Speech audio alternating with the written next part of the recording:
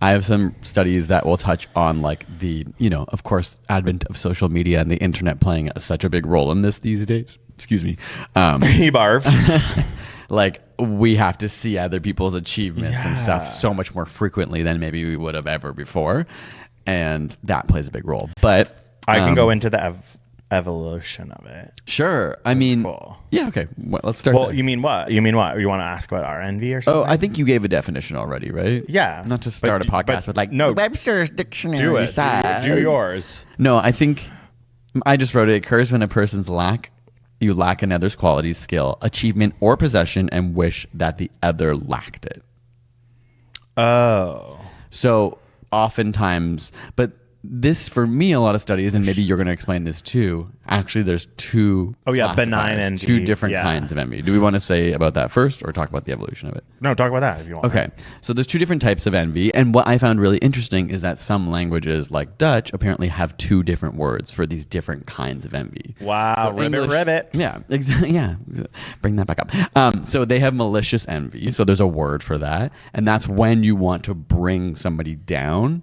Like that's quote unquote better off than you, even at your own cost. So the desire to like take it away from them versus benign envy, which makes you aspire to be as good as the other person. That's the one that you're striving for, benign envy, because I have other studies that are like, it can actually be a really good motivator. Mm-hmm.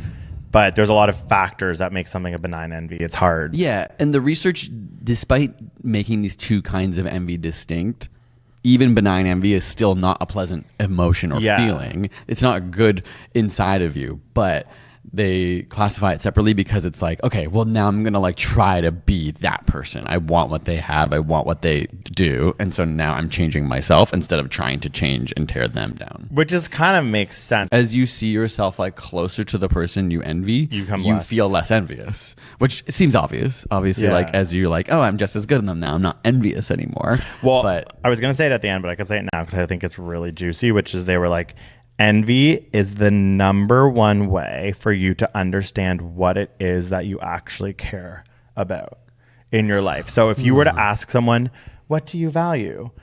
They're going to give you like probably a BS answer based on the way that they were raised and what they were told to value. Mm-hmm. And they're like, although you're not consciously aware of it, whatever you're jealous of or envious of someone is the actual, like, it's deep in your unconscious telling you what it is that you value.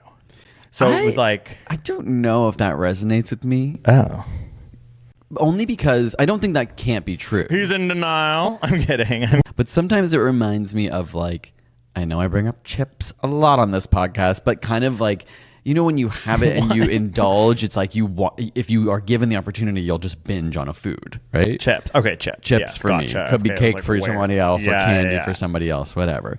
Envy feels sort of uncontrollable. But it doesn't mean that my biggest desire in life is chips. Like I would like to be healthy, but I can't always stop myself from eating bad things. I think it's like keeping your chips analogy. If they're in front of you and you're longing for them, it means you value chips. Does it mean I value? See, that's the word that's triggering me because it's like I don't have self-control over it. Okay, but I think that it doesn't. It's just one study, but it resonated with me because I think it's like not to say you're in denial, but I think it can be easy to be like.